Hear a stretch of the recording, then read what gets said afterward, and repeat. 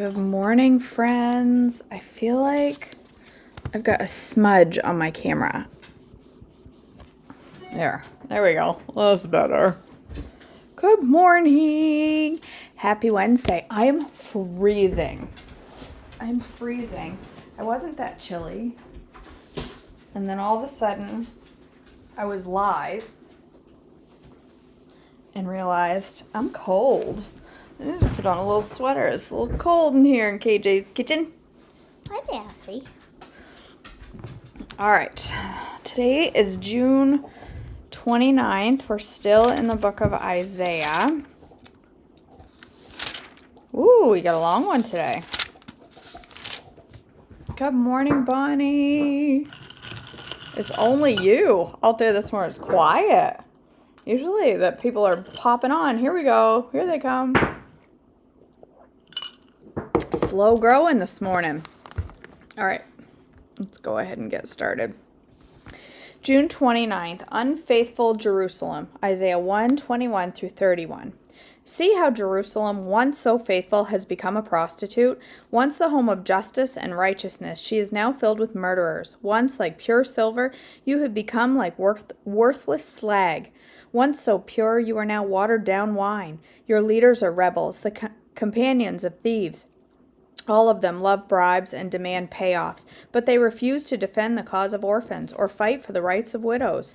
Therefore, the Lord of heaven's armies, the mighty one of Israel, says, I will take revenge on my enemies and pay back my foes. I will raise my fist against you. I will melt you down and skim off your slag. I will remove your impurities. Then I will give you good judges again and wise counselors like you used to have. Then Jerusalem will again be called home of justice and faithful city. Zion will be restored by justice. Those who repent will be revived by righteousness. But rebels and sinners will be completely destroyed, and those who desert the Lord will be consumed. You will be ashamed of your idol worship. In groves of sacred oaks you will blush because you worshipped, in gardens dedicated to idols. You will be like a great tree with withered leaves, like a garden without water. The strongest among you will disappear like straw. Their evil deeds will be the spark that sets it on fire. They and their evil works will burn up together, and no one will be able to put out the fire. Lord, my phone just rang right in the middle of my decline. There. The Lord's future reign, Isaiah 2:1 through 5. This is a vision that Isaiah, son of Amoz, saw concerning Judah and Jerusalem. In the last days, the mountain of the Lord's house will be the highest of all, the most important place on earth. It will be raised above the other hills, and people from all over the world will stream there to worship. Many people from many nations will come and say, Come, let us go up to the mountain of the Lord, to the house of Jacob's God. There he will teach us his ways, and we will walk in his paths.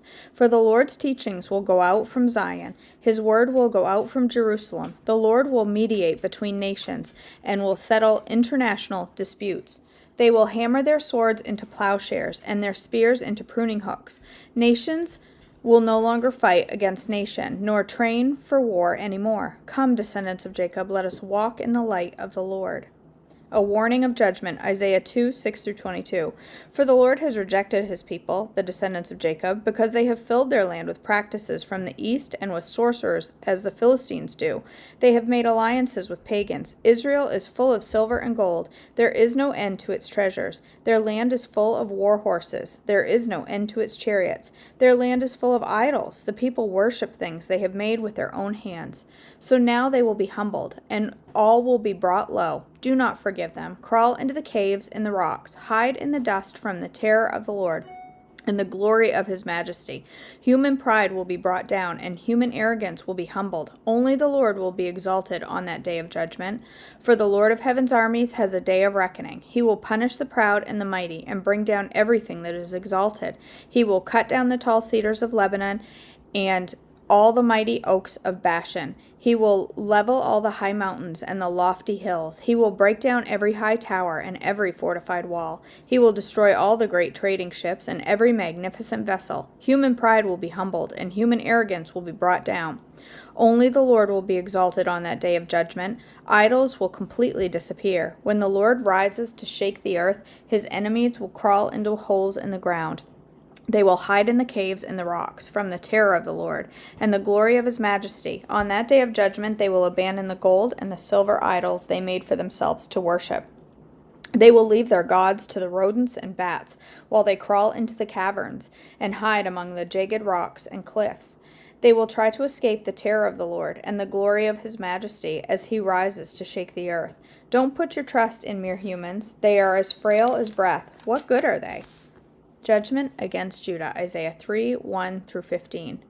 The Lord of heaven's armies, will take away from Jerusalem and Judah everything they depend on, every bit of bread and every drop of water, all their heroes and soldiers, judges and prophets, fortune tellers and elders, army officers and high officials, advisors, skilled sorcerers and astrologers. I will make boys their leaders and toddlers their rulers. People will oppress each other, man against man, neighbor against neighbor. Young people will insult their elders. Vulgar people will sneer at the honorable. In those days, a man will say to his brother, "Since you have a coat, you be our leader. Take charge of this heap of ruins." But he will reply, "No, I can't. I don't have any extra food or clothes. Don't put me in charge." For Jerusalem will stumble and Judah will fall, because they speak out against the Lord and refuse to obey him. They provoke him face to face. The very look on their faces gives them away. They display their sin like the people of Sodom and don't even try to hide it. They are doomed. They have brought destruction upon themselves. Tell the godly that all will be well for them. They will enjoy the rich reward they have earned, but the wicked are doomed, for they will get exactly what they deserve. Childish leaders oppress my people, and women rule over them. O my people, your leaders mislead you. They send you down the wrong road. The Lord takes his place in the court and presents his case against his people. You can see this.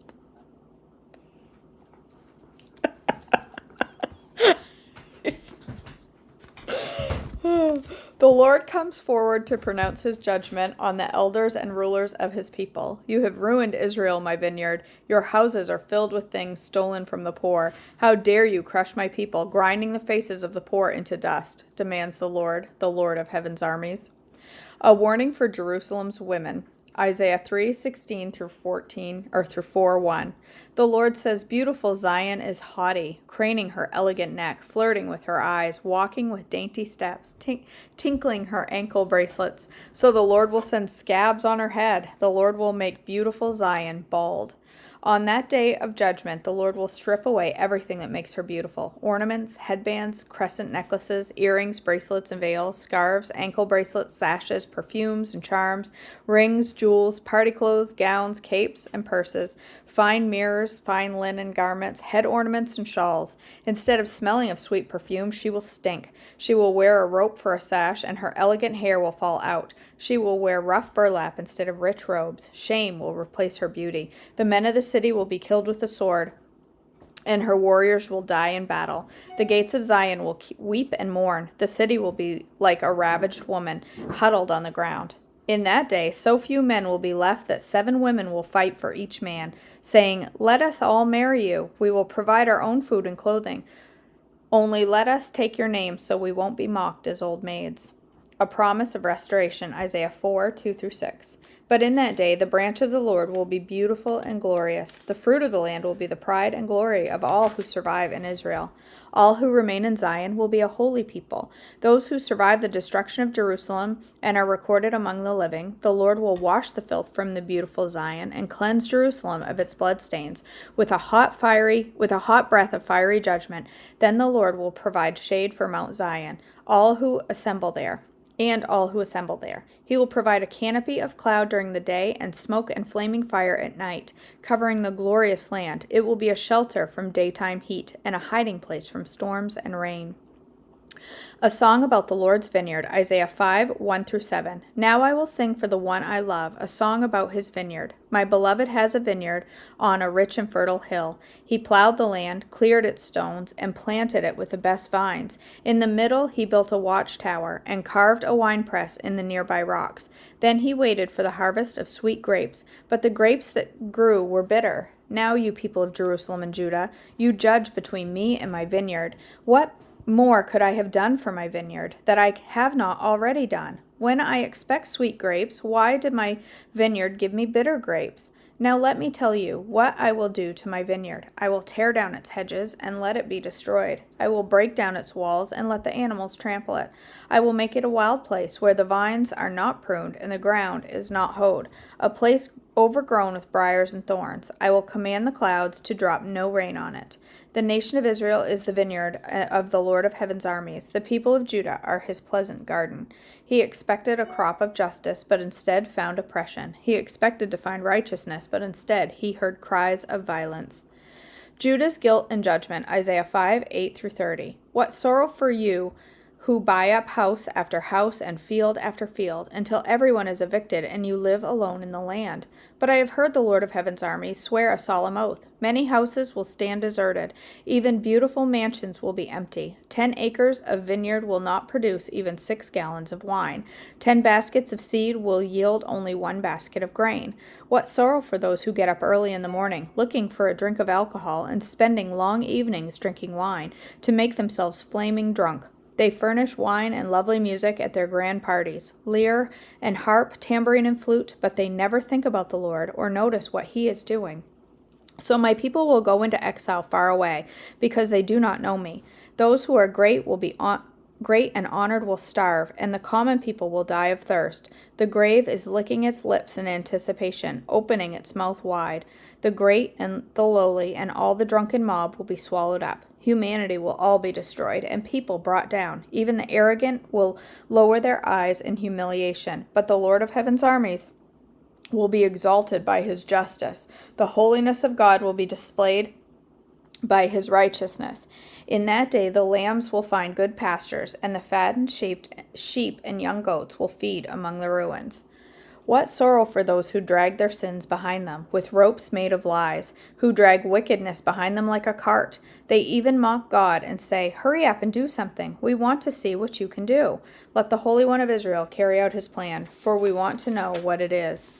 What sorrow for those who say that evil is good and good is evil, that dark is light and light is dark, that bitter is sweet and sweet is bitter. What sorrow for those who are wise in their own eyes and think themselves so clever. What sorrow for those who are heroes at drinking wine and boast about the alcohol they can hold. They take bribes to let the wicked go free, and they punish the innocent. Therefore, just as fire licks up stubble and dry grass shrivels in the flames, so their roots will rot and their flowers wither. For they have rejected the law of the Lord of heaven's armies. They have despised the word of the Holy One of Israel. That is why the Lord's anger burns against his people, and why he raised his fist to crush them. The mountains tremble, and the corpses of his people litter the streets like garbage. But even then the Lord's anger is not satisfied. His fist is still poised to strike. He will send a signal to distant nations far away, and whistle to those at the ends of the earth.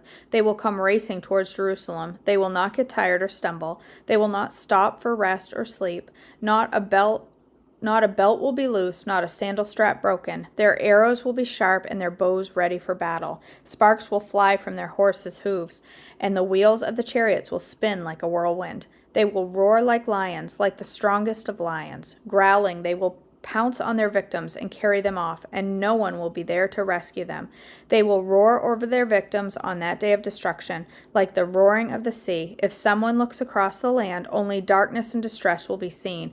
Even the light will be darkened by clouds. Does not sound like a good time, if you ask me. Meredith.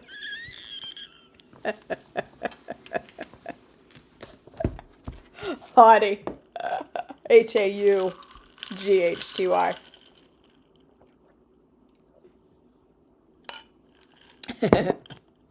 All right. Let's do I'm That Girl. We are on day 57. We are in the chapter titled Not So Voodoo on page 186. In the section titled The Bible is Our Best Science and Health Manual. Does God heal through physical elements of his creation? We'd have to say a big of course. All healing ultimately comes from the Word, which is Christ and his redemption. Remember, Scripture tells us he was slain before the foundations of the world. So even before the actual calendar date of the cross, all physical healing pointed towards the forthcoming event. But Jesus himself used elements of physical nature to manifest healing sometimes. He used his own saliva on 3 different occasions to heal.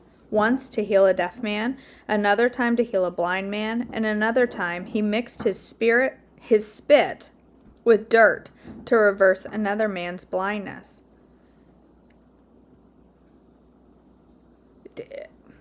I've read that before in the Bible, but why did it never strike me like that? I know Jesus is healing in just his touch, but I don't know. That just kind of blew my mind a little. In the Old Testament, King Hezekiah was terminally ill. He asked God to heal him. He told him through his prophet Isaiah to put a poultice of figs on his ailment. He became well and was granted another 15 years of robust health. God, through his prophet, told a man with leprosy to bathe 7 times in a certain stream, and he was cured. God, being all-powerful, doesn't need to use his nature to heal, of course, but he more than occasionally does. The scriptures declare that herbs are for the service of man. So is sunlight, pure water, good food, negatively charged ions in the earth and oceans, and positive thoughts and emotions. And some of the things we've just mentioned, like dancing, laughter, and singing, those are just a few. The list of physical healing elements goes on and on. They are all here to service us, just as you take your car to be serviced to keep it running well.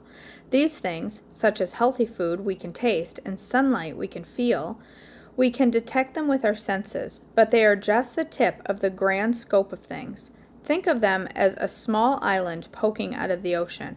That little island is actually just the top of a huge mountain, most of which is covered by water, undetected by our eyes. The quantum universe may not be in our sight, but it is far larger, much more powerful, and even has greater ability to heal or to destroy than what we can see. Yet, you can influence it. You can speak into it, sing into it, and dance your way into shifting it for your good. Okay. I'm going to start chapter 18 tomorrow. Looks like we're like halfway through. All right, guys. Thanks for joining me this morning for devotions. I will be live for breakfast, but only in my coaching group because today is Wednesday. So if you want to not miss out on Wednesday's breakfast, we're starting Joyful July on Friday. And there's a promo code on your screen to save some money. So I'm going to go ahead and go do breakfast over in my coaching group. I'm going to make a banana split. Just a banana split. That's what I'm going to make for breakfast this morning. Kind of. I don't have cherries. I'm going to make a banana split. So if, what was I going to say? Oh, it's the on planest day of the week. Stay on plan today. Don't go off plan on Wednesday. It's the weirdest day of the week to go off plan. There's literally nothing happening on Wednesdays. Boring. Okay, you guys. I love you all. Have a great day, and I will see you back soon.